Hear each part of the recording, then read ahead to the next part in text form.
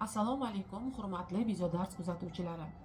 Navbatdagi darsimiz bolalar adabiyoti fanidan 4-kurslarda Po'lat Mo'min qo'shiqnavis shoir. Bugungi ma'ruzani men filologiya fanlari falsafa doktori Mo'minova Umida Qarshiyevna olib boradi. Demak, ushbu ma'ruzamizning rejalari 3 qismdan iborat. Po'lat Mo'min ijodida odob axloq mavzusi, Po'lat Mo'min qo'shiqchi shoir, Po'lat Mo'minning Qovoqvoy va Chanoqvoy ertak piyesasi tahlili haqida ko'rib o'tamiz.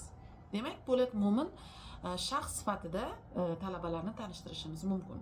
U 1922-yil 24-dekabrda Toshkent shahrida tavallud topadi. Avval pedagogika bilim yurtida tahsil oladi. So'ng Toshkent davlat pedagogika institutini tugatib, ya'ni 1944-yilda o'qituvchilik qila boshlaydi. 1948-1950-yillarda gazetalarda adabiy xodim, 1951-1952-yillarda esa O'zbekiston davlat nashriyotida bolalar adabiyoti bo'limining mudiri vazifasida ishlaydi. 1954-60-yillarda Yozuvchilar uyushmasida, 1962-64-yillarda Madaniyat vazirligi qoshidagi san'at ishlari boshqarmasida xizmat qiladi. Po'lat Mo'minning adabiyot oldidagi xizmatlari xalq va hukumat tomonidan yuqori baholanadi. U 1992-1992-yilda unga O'zbekiston xalq yozuvchisi faxriy unvoni beriladi. 1998-yilda esa El yurt hurmati ordeni bilan taqdirlanadi. Po'lat Mo'minning birinchi she'rlar to'plami 1949-yilda Sayrang qushlar nomi bilan nashr etiladi. Kitob adabiy jamoatchilik tomonidan iliq kutib olinadi. To'plamdan munosib o'rin olgan Haykal, Alla va Jalla, Ertak singari asarlari mazmundorligi, qiziqarliligi bilan kitobxonlarning e'tiborini o'ziga jalb qiladi. Bolalarga atab ijod etish, bu sohada muvaffaqiyat qozonishi uchun qobiliyat va istakning o'zigina yetmasdi. Bilinskiy ta'rifi bilan aytganda, bolalar yozuvchisi bo'lib tug'ilish kerak. Bu bolalar yozuvchisi mohir pedagoglarday bola qalbining bilimdoni bo'lsin, nozik did egasi bo'lsin, go'dak tabiati va psixologiyasining bilimdoni bo'lsin, mehribon va bolajon, kamtarin va samimiy bolalarcha soddadil ham dono bo'lsin degan mazmunni taqozo etadi albatta. Po'lat Mo'min ijodida ana shunday xususiyatlar mujassamligi uning ijodi misolida ayonlashadi.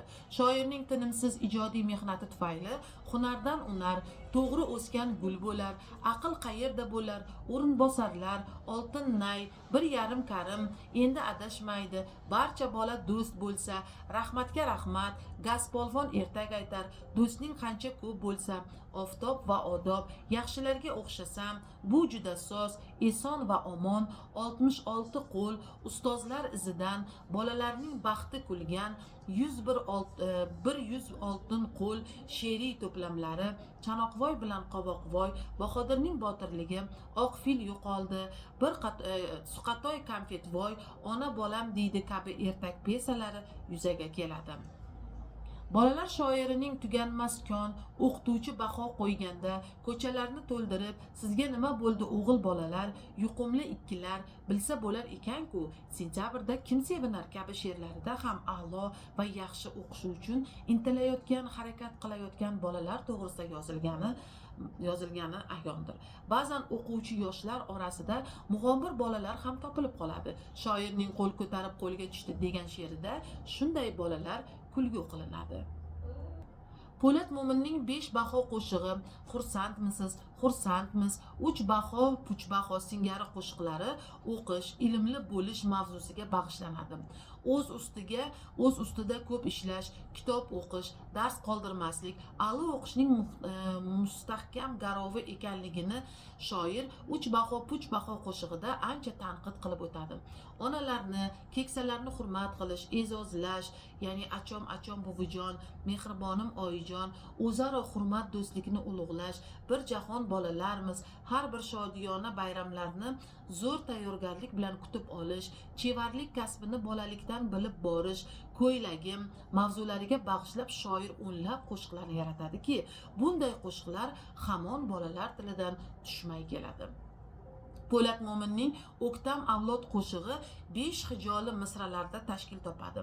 Unda barkamol avlod siymosi chizib beriladi. Masalan, sog'lom, barkamol avlod bo'lsalar, ilm hunarda kuchga to'lsalar. Vatanga ular har doim kerak, sher yurak asl, farzandlar kerak. Qo'shiqning mazmunida vatanparvarlik hissi ustuvordir. Uning ritmik janrdorligi yuzaga keltirilgan b, l, m, k, r kabi tovushlar takrori, ya'ni alliteratsiya ritmik ohang hosil qila oladi. Har misraning o'zi turoqlanib kelishi bilan birga mavzuning lirik ifodasi o'quvchiga ta'sirliroq aks etadi. Bolalar bo'lsa, topqir bo'lsalar, chaqqon va epchil, chopqir bo'lsalar, ko'zlari o'tkir, merganlar kerak, mardona ko'krak, kerganlar kerak. Po'lat Mo'min axloq va odob kuychisi hisoblanadi.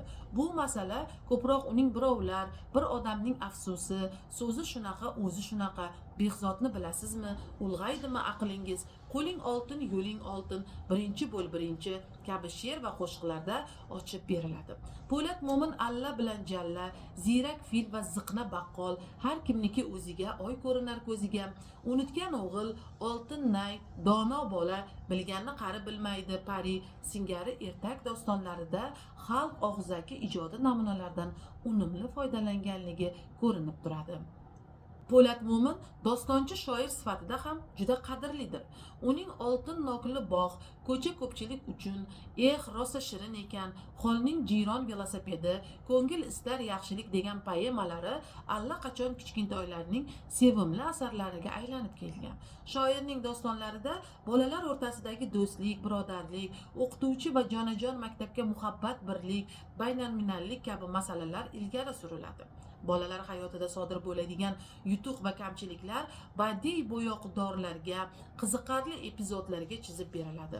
Po'lat Mo'min o'zining ertak pesalari bilan ham yosh kitobxonlar o'rtasida shuhrat qozonadi.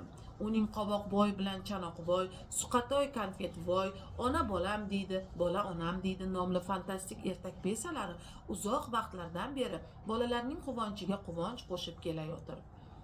Qoboqboyning dangasaligi, lapashangligi, erkaligi, tantiqligi o'tkir kulgi ostida oluvchi va Chanoqboyning bilimdonligi, donoligi hamda mehribon do'stligini ulug'lovchi Qoboqboy bilan Chanoqboy bolalarni yaxshilikka da'vat etadi. Asarning shu jihatdan ta'lim-tarbiyaviy ahamiyati juda kattadir. Undagi ertaklarga xos shartli, allegorik obrazlar tamomila aniq va hayotiy zaminga asoslangan. Pesaning bosh qahramonlaridan biri Qoboqboydir.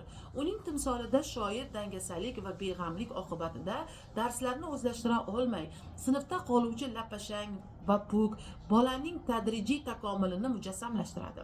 Do'stlari ta'sirida Qoboqboyning asta-sekin tuzala borishi, ilg'orlar qatoriga kirib, mehnatsevarlik va epchillik darajasiga ko'tarilishi bilan bog'liq voqealar, bu yo'ldagi kishilar o'rtasidagi munosabatlar, tortishuv va kurashlar pesaning asosini tashkil etadi. Po'lat Mo'min ertak syujetini harakatga keltirishda bosh va yordamchi konfliktlardan foydalanadi.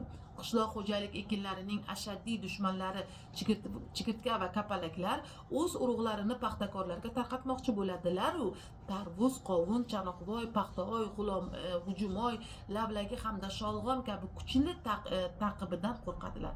Qoboqboyning befahm, landovur, beg'am hamda qo'rqoqligi zararkunandalarga ish beradi.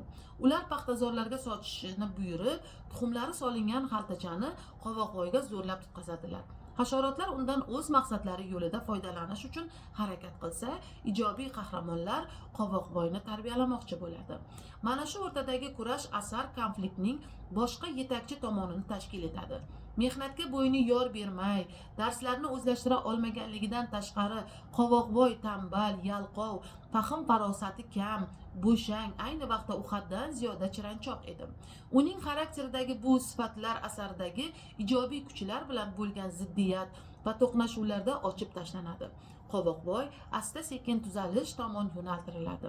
Bir-birini o'rtoqlarcha samimiy tanqid qilishga asoslangan ijobiy kuchlar o'rtasidagi shu ziddiyatlar dramatik konfliktning yordamchi chizig'ini yuzaga keltiradi.